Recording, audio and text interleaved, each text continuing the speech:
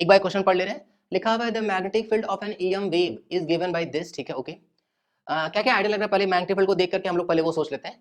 Magnetic field को देख करके तो पहला आइडिया तो ये लग रहा है कि जो मैग्नेटिक फील्ड है वो है थोड़ा सा एक्स में थोड़ा सा वाई में, मतलब एक्स और वाई के अलॉन्ग चल रहे हैं, तो एक्स वाई मतलब मैग्नेटिक फील्ड जो होगा वो इधर कहीं होगा। ठीक है, ये हो गया हम लोगों का मैग्नेटिक फील्ड। ठीक, वेव के बारे में क्या आइडिया लग रहा है? यहाँ लिखा हुआ omega T minus omega Z by C minus में है। अगर कभी भी लिखा, जैसे या तो ये बात बहुत पहले भी बता चुके हैं हम, फिर बता रहे हैं, ओमेगा टी माइनस के x minus omega T minus के एक्स लिखा है। अगर यहाँ लिखा है माइनस तो वेव चलता है प्लस एक्स में।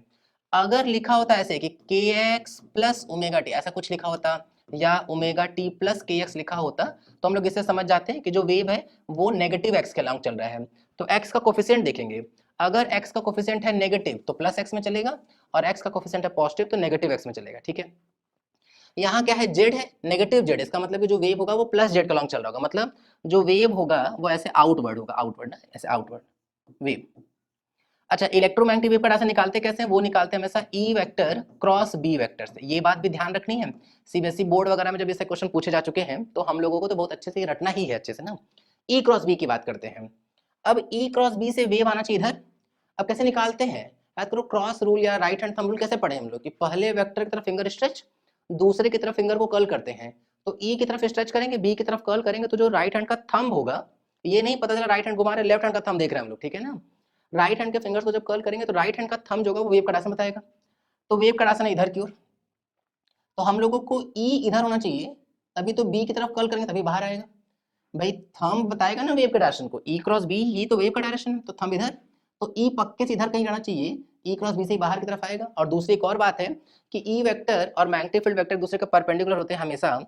तो ये रहा भाई ई वेक्टर और ये है बी वेक्टर, इसका मतलब कंफर्म हो गया कि अगर ये है एक्स एक्सिस वाई एक्सिस जो कि है, तो इलेक्ट्रिक फील्ड होना चाहिए पॉजिटिव एक्स में नेगेटिव वाई में, positive X negative Y, positive X negative Y हो सकता है, पॉजिटिव एक्स पॉजिटिव वाई गलत, पॉजिटिव नहीं गलत, पॉजिटिव एक्स नेगेटिव वाई, दो ऑप्शन बचे फर्स्ट और फोर्थ ना। तो इस बात से भी हम लोग यहाँ तक पहुंच सकते थे। ठीक, एक और चीज भी है कि अगर हम लोग को मान लेते हैं मैग्नीट्यूड से डील करना है, तो जो मैग्नीट्यूड होता है वो E is equal to C into B होता है, सी इंटू बी।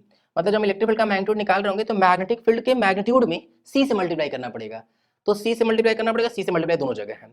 अब हम लोग एक और चीज पे ध्यान दे लेते हैं कि कहीं, और भाई ये भी उसी वेव को बताएगा, ये भी उसी वेव को बताएगा, तो जो अंदर का फैक्टर वो बदलना नहीं चाहिए। अरे यहाँ तो अंदर का फैक्टर ही बदल गया भाई, फोर तो कभी हो ही नहीं सकता है, क्योंकि दोनों अगर सेम वेव को बता रहे हैं तो इसके अकॉर्डिंग भी तो वेव जो है वो माइनस जेड के अलॉन्ग नहीं प्लस जेड के अलॉन्ग में चलना चाहिए। ये बता रहा है प्लस जेड, ये बता रहा है प्लस जेड, ये बता रहा है प्लस जेड, ये भी नहीं बता रहा है प्लस जेड, ये भी नहीं बता रहा है, तो थर्ड और फोर्थ तो वैसे भी गलत हो गया। ठीक है, तो केवल कौन सा ऑप्शन आ जाएगा? इसका ऑप्शन नंबर फर्स्ट ठीक हो जाएगा। उसी वेव को बता रहा है, सी का मल्टीप्लाई भी है, प्लस एक्स में है और माइनस वाई में है, ठीक है ना। और मैग्नीट्यूड बाकी सब कुछ सेम होना चाहिए। जैसे इसका अगर हम लोग मैग्नीट्यूड निकालें, बी का मैग्नीट्यूड, तो क्या हो जाएगा? मैग्नीट्यूड की बात कर रहे हैं ना, तो वो हो जाएगा 30 इंटू अंडर रूट में दिस का स्क्वायर, तो 3/4 प्लस 1/4, 4/4, 4/4 मतलब 1 रूट से बाहर आएगा तो 30। तो जो इलेक्ट्रिक फील्ड का मैग्नीट्यूड होना चाहिए वो c इंटू 30 होना चाहिए, और यहाँ बिल्कुल परफेक्ट वो आ रहा है, 30 है ही। इसका मैग्नीट्यूड अगर निकालेंगे, स्क्वायर करके जोड़ेंगे ना, रूट लगाएंगे अगर, तो भी ये 1 दे देगा, तो 1 इंटू 30 इंटू सी मतलब 30 इंटू सी आ रहा है। ठीक है, तो इस तरीके से इसका ऑप्शन नंबर कौन सा ठीक हो जाएगा? इसका ऑप्शन नंबर फर्स्ट आ जाएगा। क्लियर है ना?